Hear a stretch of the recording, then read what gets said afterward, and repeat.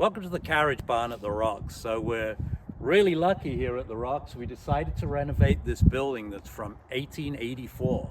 And if you look at the right-hand side just by me, you can see all of the old stone foundation, which is absolutely beautiful.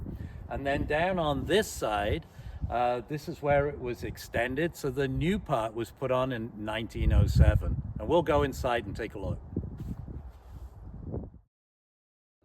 So we're inside the barn now. Originally, this was the entrance. So this beautiful window that was put in, there were doors here through the stone archway, and the cars and the horses would come through this and go up the hill so that they could go to John Lesner's house. When we look up here, you can see the original sign that was found actually up in one of the walls of the barn as we were renovating, and shows that it was the old stables or carriage barn from 1884. And it's even got the extension date, that new part we talked about in 1907. In here, the structure is basically exactly how it was. Most people think because these big beams look all clean and nice, that they were actually put in here while we were redoing the building. They're not. This is the original structure. When you look at the metal plates that are up there, the hangers, they were probably built in the blacksmith shop right here at the Rocks so that they could hang it to put the beams up, which is really cool. What we have added is just these big oak columns, and when we added those, that meant we could take the second floor off. Remember, this was a working barn, so there were cattle in here after the horses were taken out, and they needed somewhere to put the hay. So up above would have been the regular hayloft, just like in a regular barn.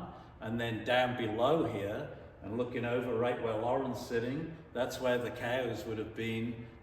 When I first came here in 1986, we actually milked cows in this barn. So this is quite a shock to the system.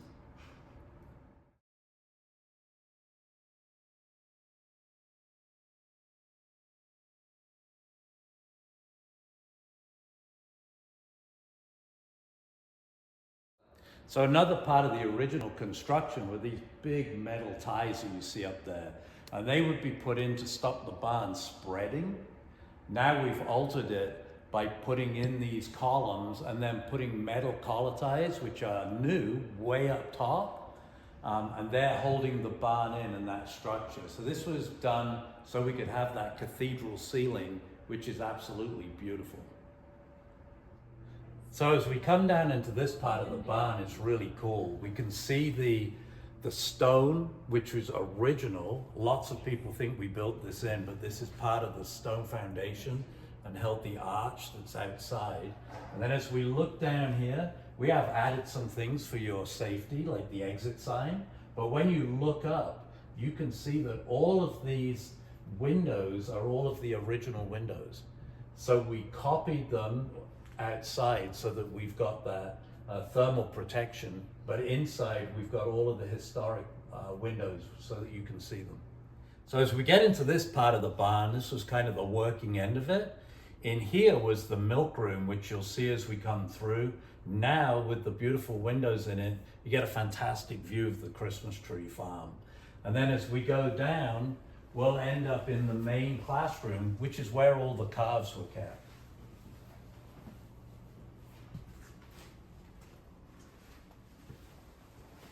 So as we come through, you can still see some of the original columns. We've put some metal in to hold them in and to give more strength, but all of this was original. And as we step into here, this beautiful classroom used to be where there were calves, all of the young stock were kept, and there were horses in here at one stage as well. Now in this room, you can see the old beams. We left the original color that they came. And then we just touched up the ceiling so that it would be in keeping with its natural historic character. So a little different than we did in the main foyer.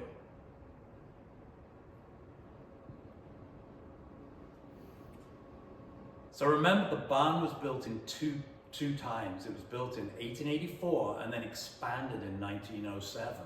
So the original entrance wouldn't have been the archway because it wasn't there.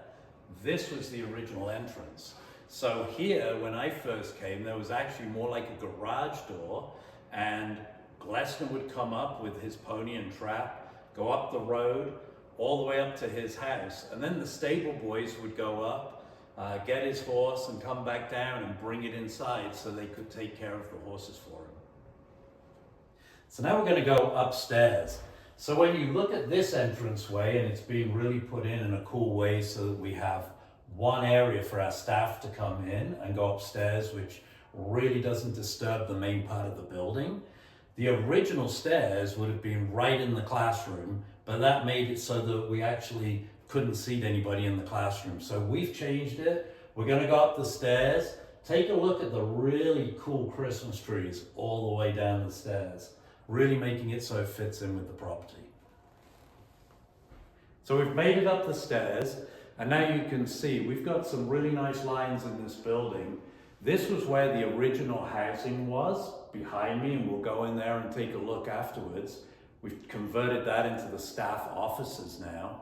And then the rest of this, we've got the mechanical room, storage, the elevator coming up.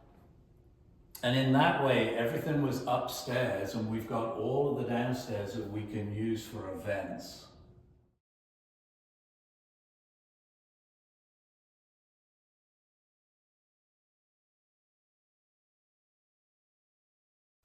Okay, so up here we've got 3 separate offices now, which is great. So I get to be up in the Carriage Barn, actually writing programs and doing things like that rather than milking cows now, which is totally different. And then we have another room where we have 3 separate workspaces. All of the staff now up here in the North Country work right from this office, which means we've got a great presence up here above the notch.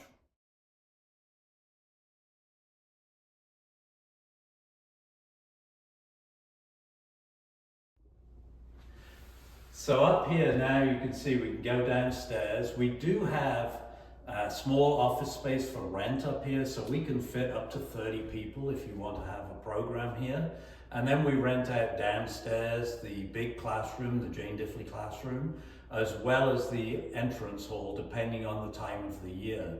In this way, we can have several groups here all at the same time, which is fantastic. So a lot of the community groups are using this place now. So here we are now at the west end of the building. We decided we needed 2 entrances because it gets so busy at Christmas. So we've designed actually a little courtyard out here now with our wreath barn. And we ended up talking to the architects because I was used to selling trees up here. And you're right in the middle of the coldest part of the year, with the wind blowing like crazy from the west. So the only part of this building we actually altered on the outside was to put a breezeway on this side, just so that it wouldn't cool the building down. So when you look at the outside of the barn, you can see this beautiful stone arch that was put in. This is where we used to be bringing pickups in and throwing the hay up when I first got here. But this would have been the entrance to the estate, so you could actually drive through this beautiful archway, and then just everything would open out in front of you. If you look that way, when we pan over there, you can see that beautiful stone retaining wall. That's actually just the retaining wall for the manure shed. Glessner did everything in style. So there was a manure shed there, and the big barn would have gone that whole length to the end of where that retaining wall is. That part of the barn was deemed structurally unsound, and that's the only reason we took